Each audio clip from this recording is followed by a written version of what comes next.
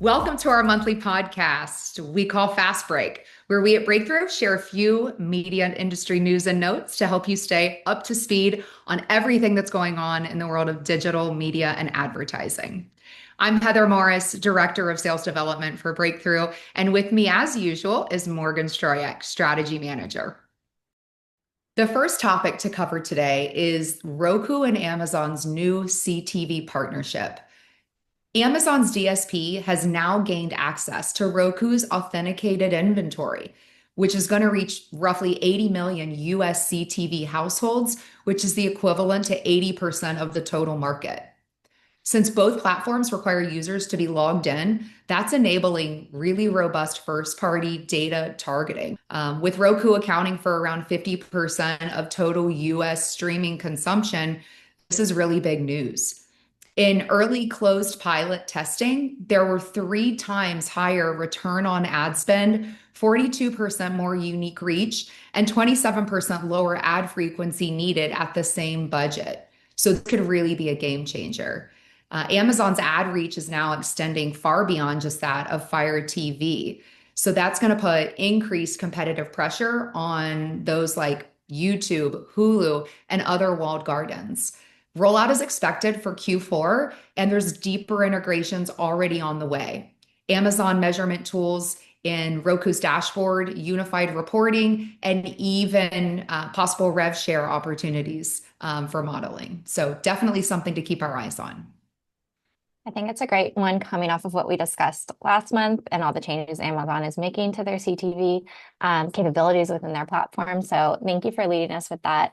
Next, we're going to talk about some comments made by Trade Desk at the Cannes Lions. The CRO, Jed Dederick, compared Amazon's ad business to Google's, accusing it of self-preferencing by favoring its own DSP, search, and Prime Video inventory over competitors.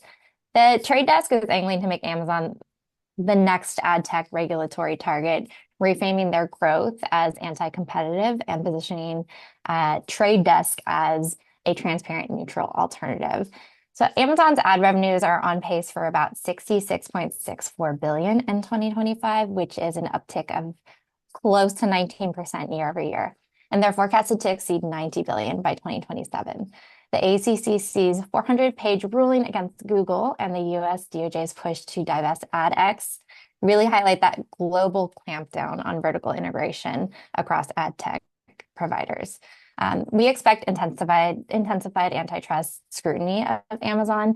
I think with all the success they're seeing, this is not a big surprise that competitors really want to hedge their bets if they can. And this is in keeping with how Trade Desk has always positioned themselves as a DSP, that they are there for their clients, that they are very transparent. That's kind of their brand. So I think they're taking that a step further and setting their sights on Amazon.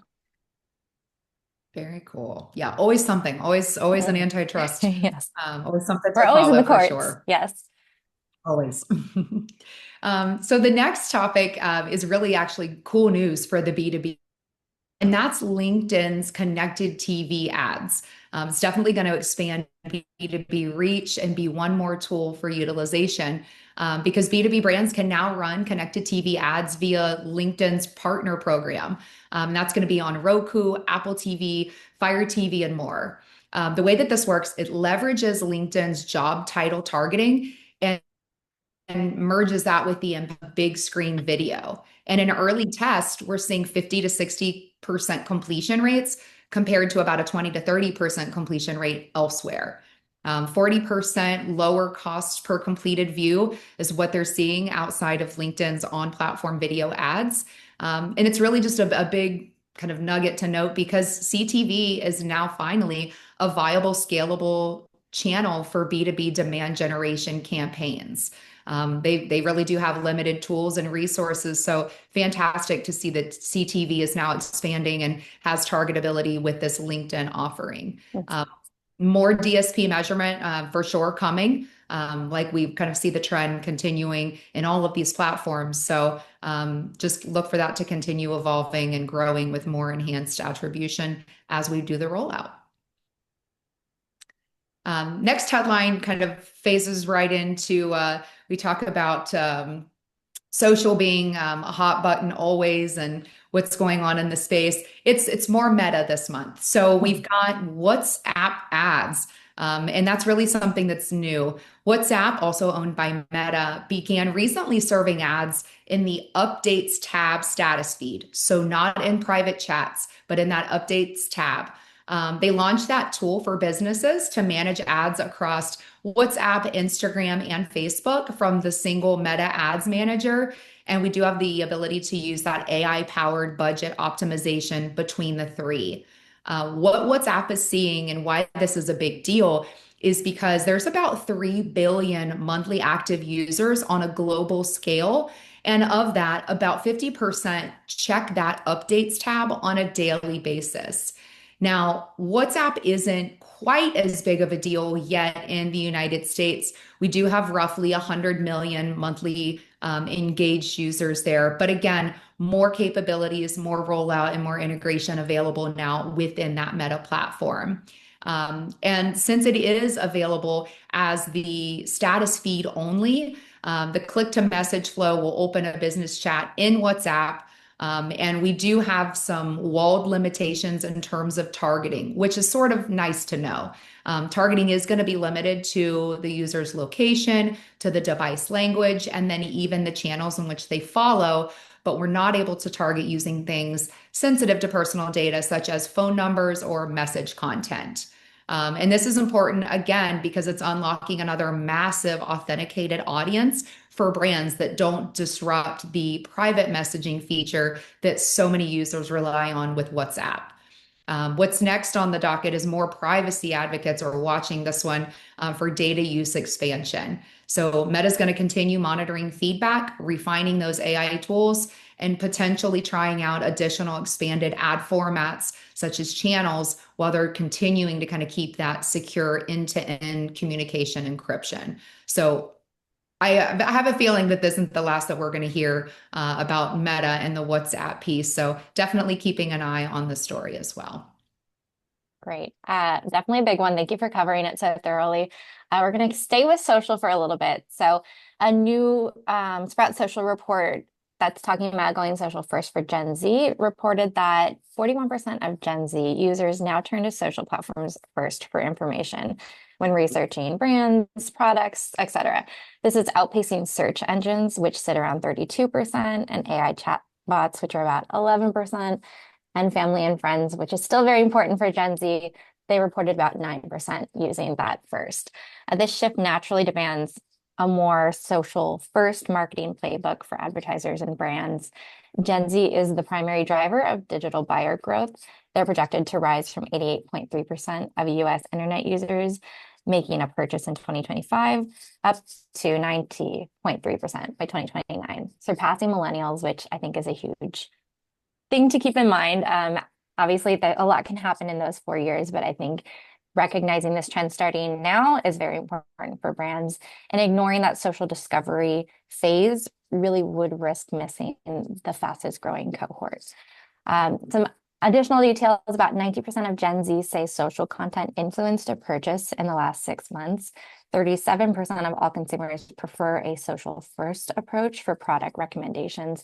I always like to talk within our strategy department that does this kind of reflect where we see our own preferences and behaviors lie?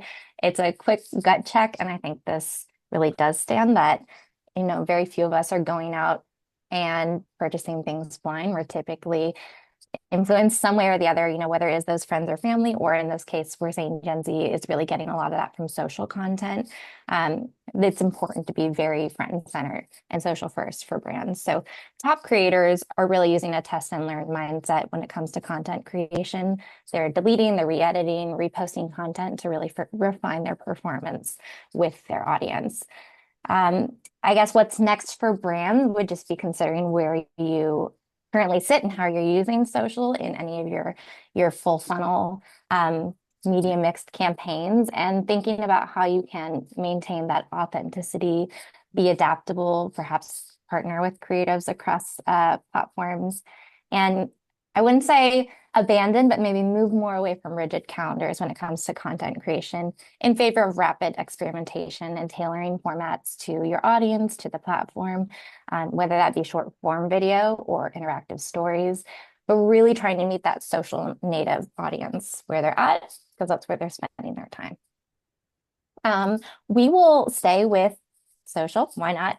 Our next story we want to cover is an update about the TikTok sale. So President Trump told Fox News a group of very wealthy people stands ready to buy TikTok's US arm with details in the next 2 weeks. We will probably have an update on our next fast break about where this stands, if we got another extension, if there are details on a buy, but really any sale is going to be approved by ByteDance and China's president. The current divestiture deadline is September 17th. So we really are just keeping an eye on this for more updates. You know, that sale would reshape how 170 million and more Americans consume their short form video, which impacts advertisers, creatives, and data privacy frameworks. So we're going to watch for named bidders, and I hope that we get an answer soon, but you know, we'll probably wait up until that September deadline. So we'll cover more on our next month's update. And then really rounding us out, talking about social, something that we wanted to highlight is an eMarketer report that was talking about TikTok usage and time spent in 2025. So eMarketer forecasts TikTok's US user base will grow 4.7% in 2025 to 116.6 million users. This outpaces Instagram, which is expected to be around like 37 or 3% growth, and LinkedIn, Pinterest, despite lingering ban concerns for TikTok. So they're still at the front. Maybe they are getting caught up a little bit by some of those other names in social, but they are still growing at a good pace. TikTok retains the highest daily engagement among social apps. So that's about 52 minutes per user, but its lead is eroding as YouTube inches up. So that YouTube's reporting about 53 minutes per user, and Instagram reports 35 minutes per user. Because I think both these platforms, we've covered this a little bit, we'll cover it more in future months, they're really doubling down on video efforts and incorporating more of that short form video. So time spent is the new battleground for ad dollars. All these stats are really encouraging for TikTok, but we will have to see how those other competitors kind of change throughout 2025 and leading into 2026. That's all I have. These are our updates for this month, and we will see you all again in August.